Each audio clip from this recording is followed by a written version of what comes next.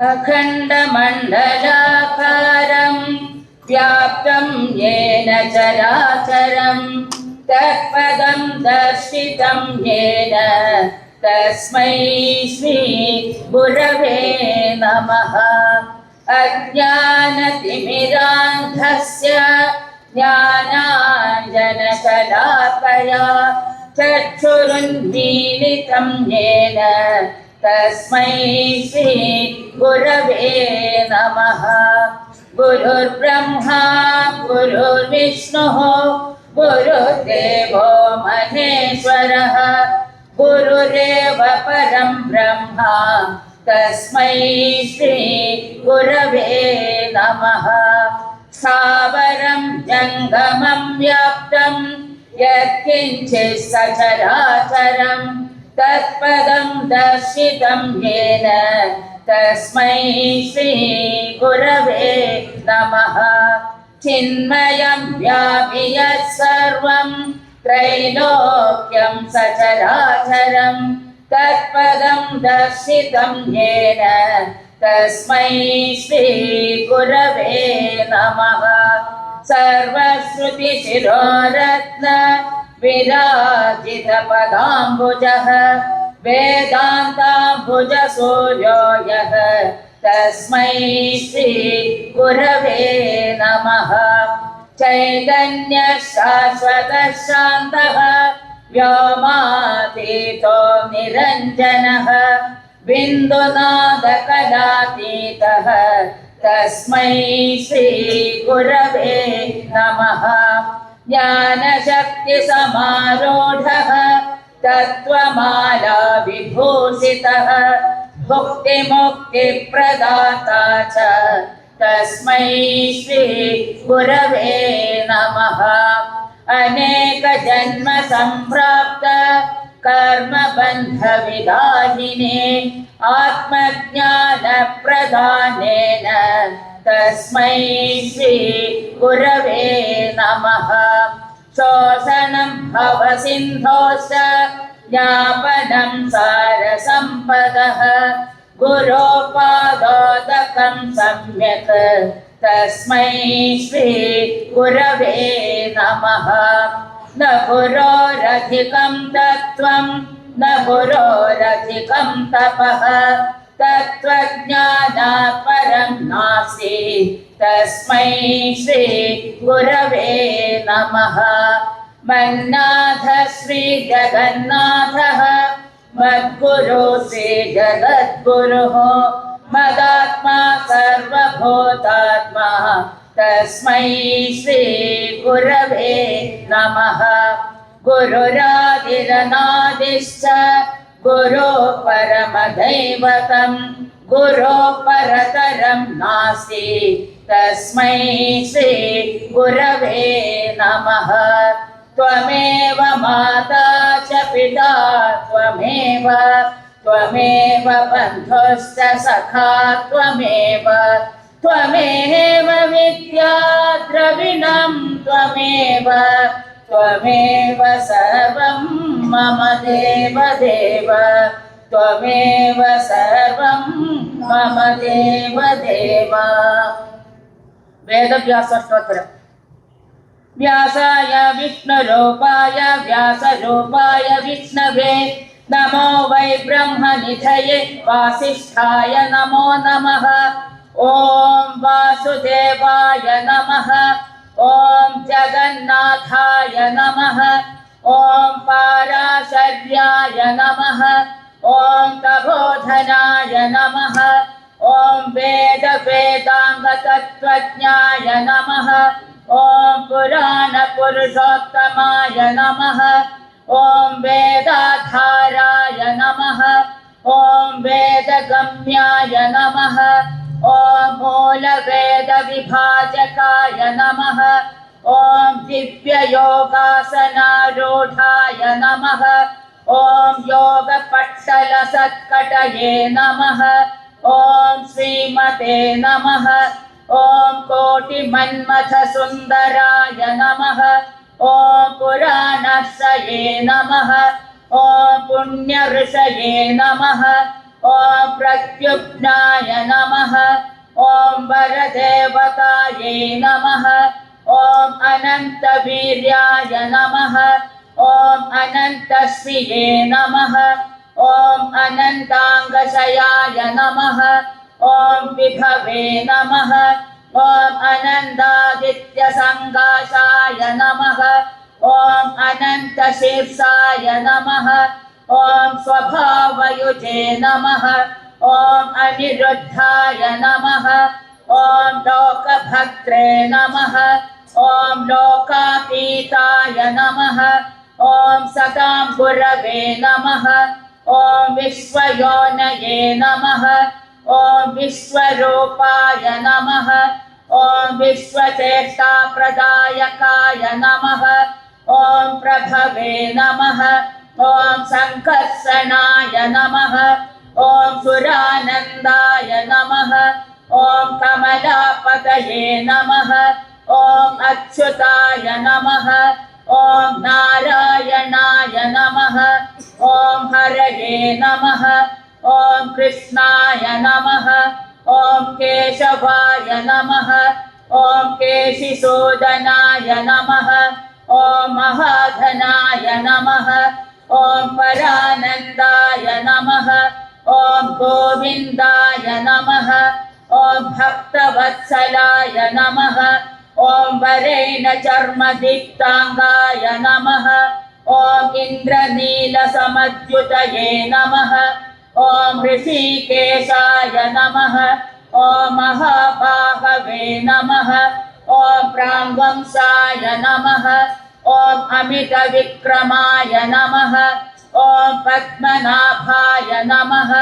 ॐ पद्मगर्भाय नमः ॐ सर्वसिद्धिप्रदायकाय नमः ॐ वामनये नमः ॐ भामनये नमः ॐ त्वस्रे नमः ॐ तर्काभीतिकरद्वयाय नमः ॐ महावराहाय नमः ॐ देवेशाय नमः ॐ भ्राजिष्णवे नमः ॐ अनघाय नमः ॐ अग्रजाय नमः ॐ स्वयंभुवे नमः ॐ सर्वपूर्वेभ्याय नमः ॐ दिव्ययज्ञोपवीतधृते नमः ॐ ईश्वराय नमः ॐ परमात्मने नमः ॐ जटाजूढविभूषिताय नमः ॐ वनमालिने नमः ॐ मेखलाङ्गाय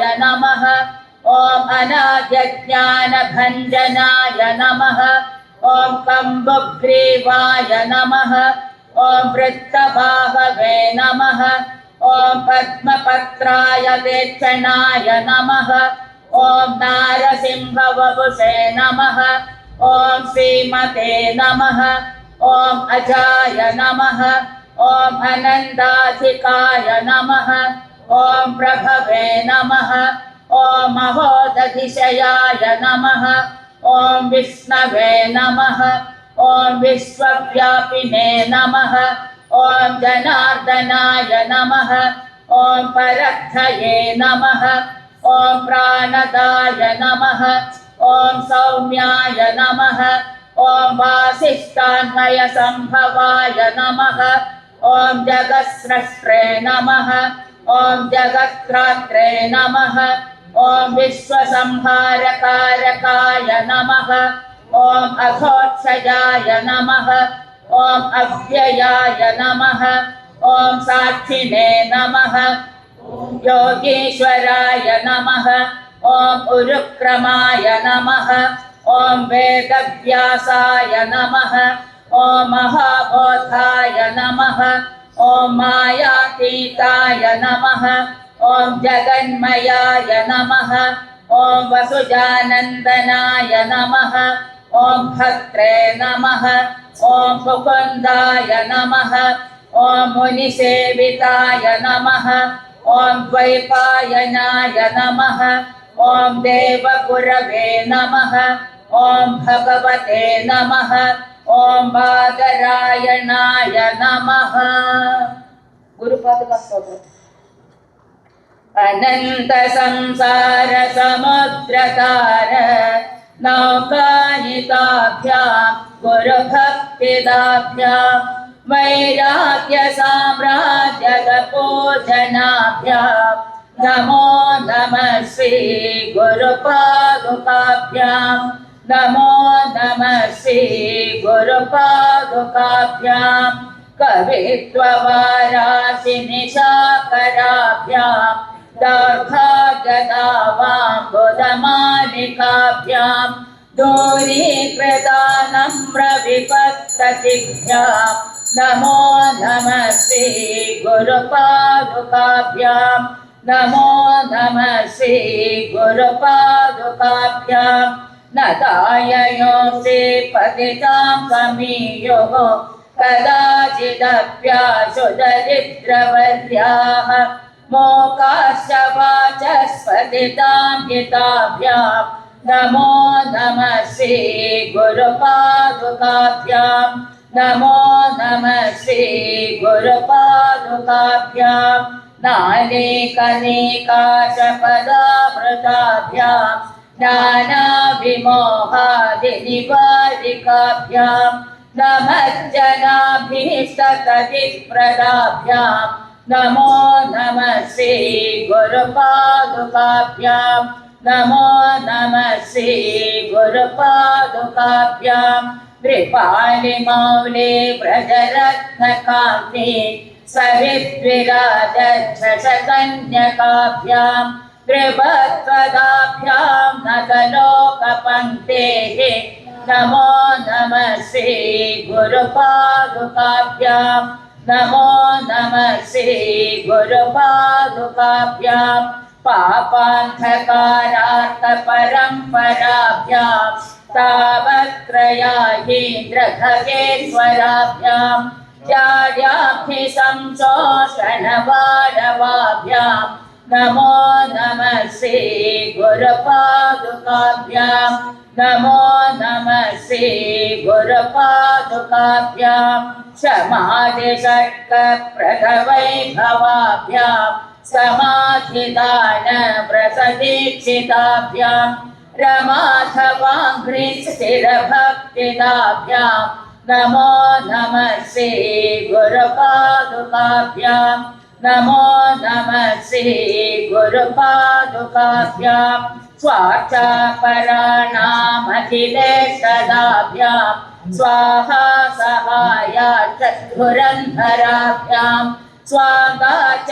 भावप्रदपूजनाभ्यां नमो नमः श्री गुरुपादुकाभ्यां नमो नमः श्री गुरुपादुकाभ्यां कामादिसर्पव्रजगारुडाभ्यां विवेकवैराग्यनिधिप्रदाभ्यां बोधप्रदाभ्यां धृतमोक्षदाभ्यां नमो नमः श्री गुरुपादुकाभ्यां नमो नमः श्री गुरुपादुकाभ्यां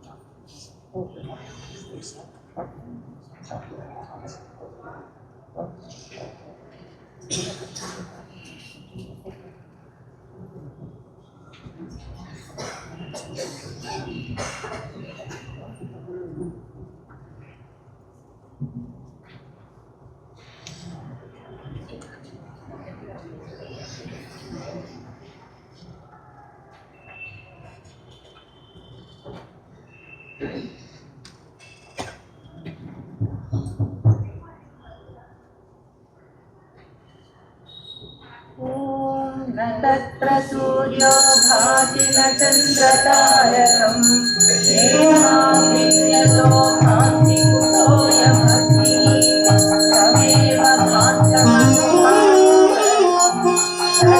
भाता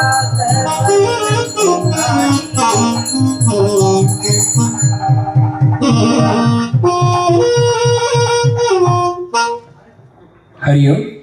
We will now have Chinmay Arati.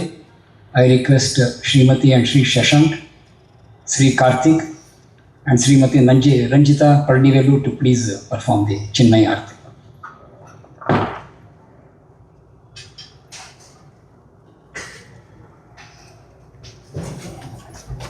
Can you this side from the right?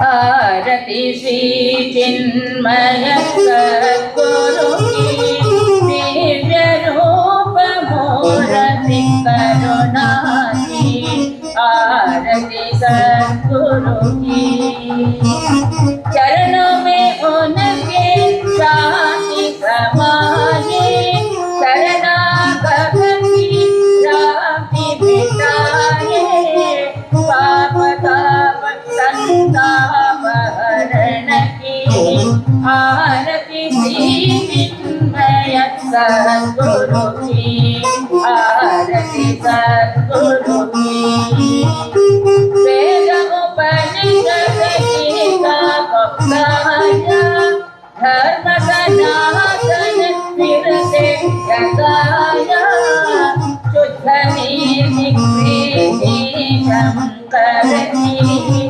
आरती श्री चिन्मय सद्गुरु की आरती सद्गुरु की